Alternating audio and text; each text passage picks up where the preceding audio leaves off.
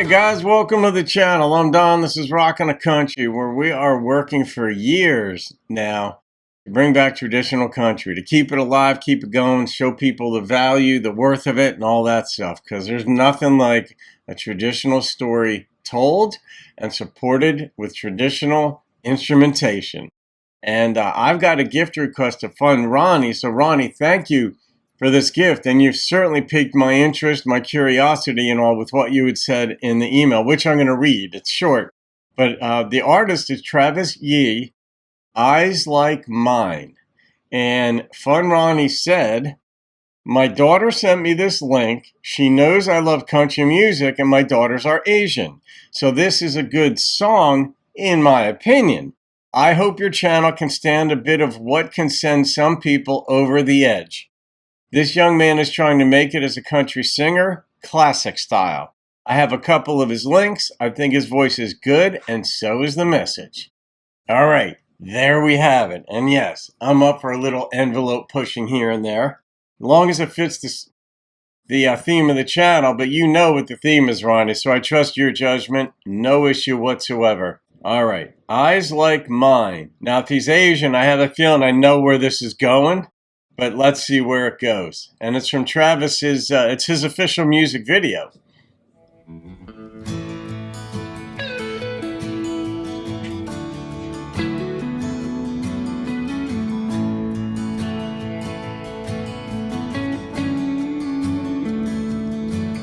I ain't your expectation. I don't dress like you. I don't need to wear a Stetson hat or cowboy boots.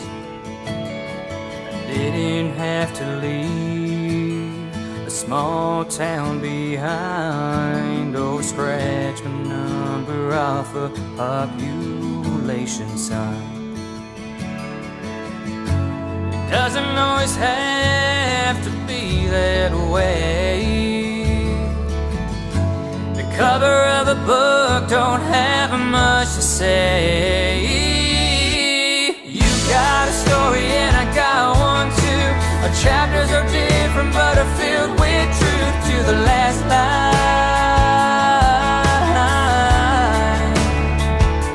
He looks like a young guy too. Look or sound like you.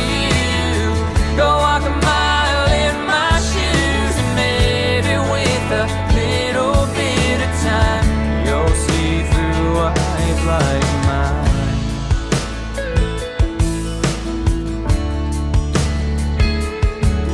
Don't have a Silverado, dirt roads to drive it through, but the lessons Mama taught me I still hold on to.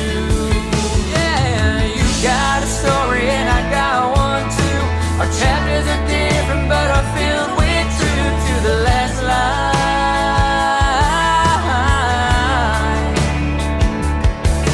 I may not look or sound like you.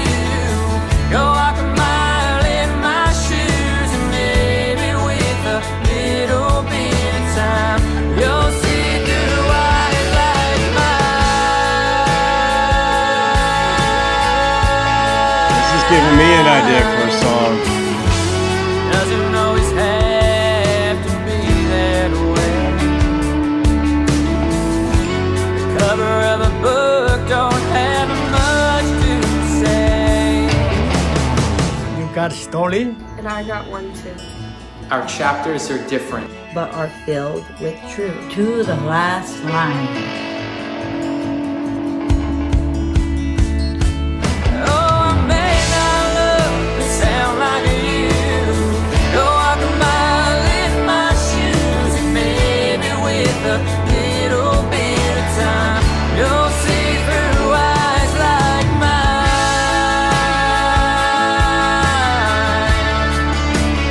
Eyes like mine.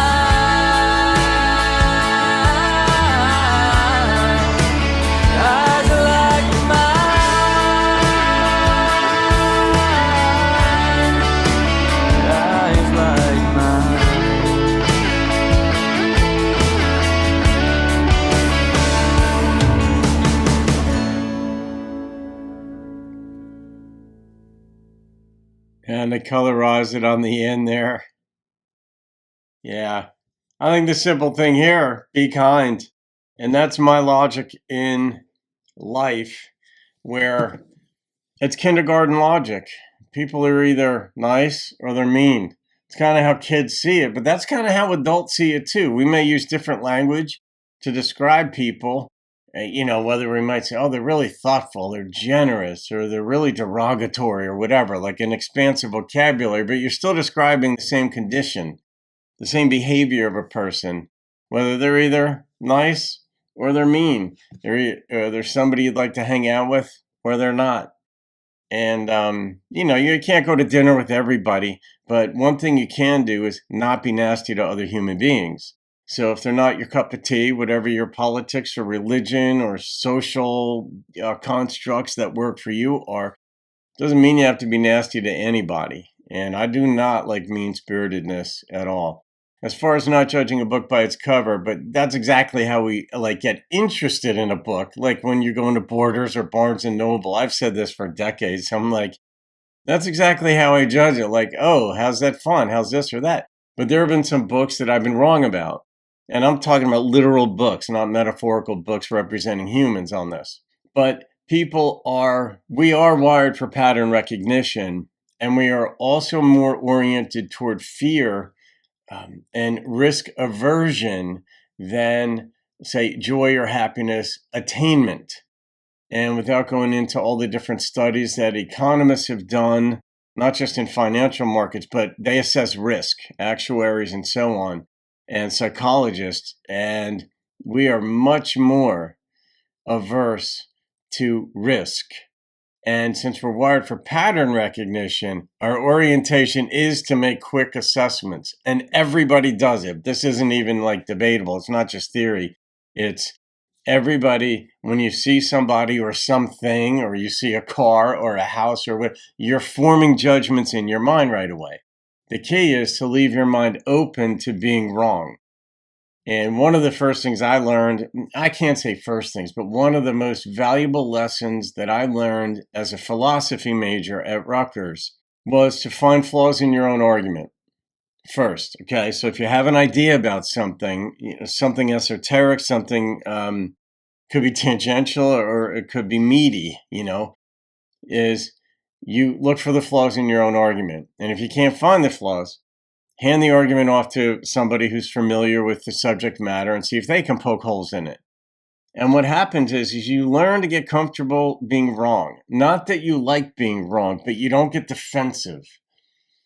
And that enables you to become more comfortable when you're in the presence of somebody with whom you may not be familiar. And I don't mean their personal life story, like he was talking about here, like Travis was talking about in the song, but I just mean, generally speaking, everybody has some different mindset, different thought, and you don't have to agree with it, but you can hear it, and you might find out that you like that thought or that idea better than your own. But as I tell people, whether it's in life coaching or just in life, period, whether friends or not, you can't go to dinner with everybody, so you are going to be selective. But one thing that does not give you a right to be is nasty to other humans.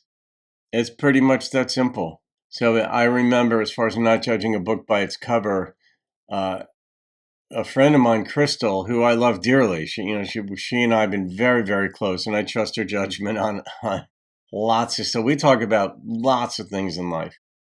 And she told me years ago, she calls me DB for Donnie Boy. She's like, DB, you got to read Liz Gilbert's book, Eat, Pray, Love. And I'm like, all right. And I read a lot, and I was in Borders bookstore a lot because there was one right near my house. I'd go in there, and there it is, right there in the front, too, like where the bestsellers are. And it was there for years. And but it looked to me like it had a chick font, like a female font, because some books are oriented toward the female market, some toward the male market, and some they try to they not tip their hand. And romance books are oriented toward women. And I could go into how they work out their plot lines and all that stuff, but they are geared toward women and the psychology there. But as far as this book went, it looked to me like it was a chick book. And I'm like, I can't pick it up. And it was all because the cover, the font, the way it was written. So next time I talk with Crystal, we used to talk, every couple days, and she'd be like, "DB, did you get the book?" And I was like, "No, not yet, not yet." This probably went on for 6 months. He was like, "Did you read it?" And after a while, I'm like, "I gotta read it." So I bravely picked up the book, and I read like from the first line. I was hooked. It was so well written, such a compelling book. And Crystal, whom I call CB because those are her actual initials, I'm like, CB, yeah. We talked at length about the book. Loved it. So you got to leave the door open to being wrong. But I get the hesitation. You can't go to dinner with everybody, but you can be kind to people. And if you're having a bad day, you're hangry or whatever, just learn to just not say anything. But I do like his voice, Ronnie. As far as this goes, I like his voice.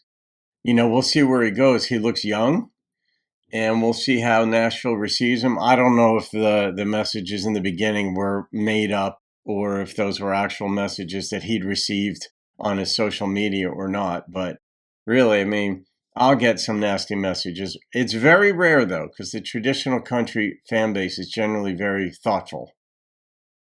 But every so often, I'll get a nasty message. And in my brain, I'm like, why? You really thought there's nothing in your head, sir or ma'am, that from the time of like, oh, I want to write this nasty comment to this guy. And then you're typing it out. And then you're thinking, should I send it? There was nothing in that process that said, maybe I shouldn't do this. Like, that's the thing that shocks me. Because we all get bad ideas, but it's the acting on them. That's where you intercept it and you don't act on it. So anyway, all right, I'll rate this song, Ronnie. And I did like I like his voice. I like the instrumentation and the message. I've obviously expounded upon it a little bit myself. The number that popped into my head on this one was a 9.1. And he does appear young to me. But then again, I'm 64, so that kind of...